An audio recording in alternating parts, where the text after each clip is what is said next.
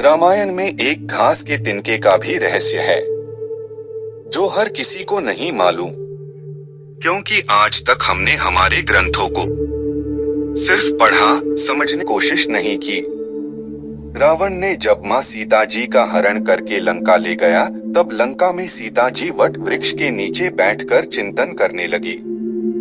रावण बार बार आकर मां सीता जी को धमकाता था, लेकिन मां सीता जी कुछ नहीं बोलती थी। यहाँ तक कि रावण ने श्री राम जी के वेशभूषा में आकर मां सीता जी को भ्रमित करने की भी कोशिश की, लेकिन फिर भी सफल नहीं हुआ। रावण थक हार कर जब अपने शयन कक्ष में गया तो मंदोदरी ने उससे कहा, आप तो राम का वेश धर कर गए थे, फिर क्या हुआ?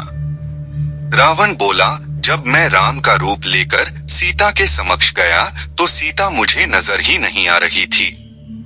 रावण अपनी समस्त ताकत लगा चुका था, लेकिन जिस जगत जननी माँ को आज तक कोई नहीं समझ सका, उन्हें रावण भी कैसे समझ पाता।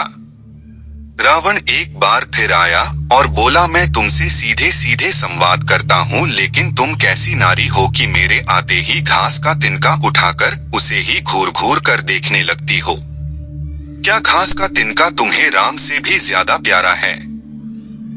रावण के इस प्रश्न को सुनकर मां सीता जी बिल्कुल चुप हो गई और उनकी आंखों से आंसुओं की धार बह पड़ी।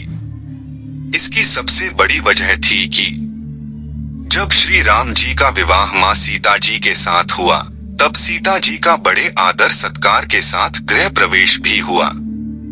बहुत उत्सव मनाया गया। प्रथानुसार नव वधू विवाह पश्चात जब ससुराल आती है तो उसके हाथ से कुछ मीठा पकवान बनवाया जाता है, ताकि जीवन भर घर में मिठास बनी रहे।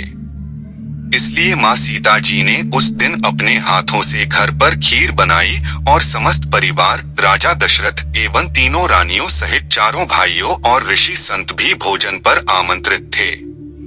मां सीता ने सभी को खीर परोसना शुरू किया और भोजन शुरू होने ही वाला था कि जोर से एक हवा का झोंका आया। सभी ने अपनी अपनी पत्तलें संभाली। सीता जी बड़े गौर से सब देख रही थी। ठीक उसी समय राजा दशरथ जी की खीर पर एक छोटा सा घास का तिनका गिर गया, जिसे मां सीता जी ने देख लिया। लेकिन अब खीर में हाथ कैसे डालें? ये प्रश्न आ गया। मां सीता जी ने दूर से ही उस तिनके को घूर कर देखा, वो जलकर राख की एक छोटी सी बिंदु बनकर रह गया। सीता जी ने सोचा, अच्छा हुआ किसी ने नहीं देखा। लेकिन राजा दशरथ मां सीता जी के इस चमत्कार को देख रहे थे। फिर भी दशरथ जी चुप रहे और अपने कक्ष पहुंचकर मां सीता जी को बुलवाया। फिर उन्होंने सीता जी से कहा कि मैंने आज भोजन के समय आपके चमत्कार को देख लिया था। आप साक्षात जगत जननी स्वरूपा हैं, लेकिन एक बात आप मेरी जरूर याद रखना। आपने जिस नजर से आज उस तिनके को देखा था, उस नजर से आप अपने शत्रु को भी कभी मत देखना।